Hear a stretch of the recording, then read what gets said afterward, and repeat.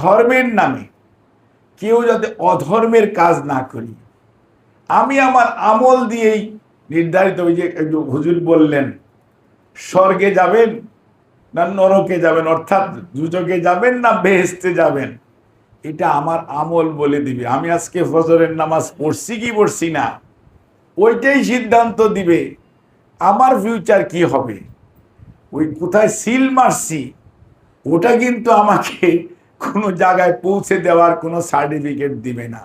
কাজেই যারা এগুলো কথা বলে সাধারণ মানুষের মনকে বিভ্রান্ত করার চেষ্টা করে, সেসব বিষয়ে মাননীয় উলামায়ে কেরাম, আপনাদের কিন্তু অনেক দায়িত্ব আছে এবং এই দায়িত্ব আপনাদের অবস্থান থেকে আপনারা পালন করবেন।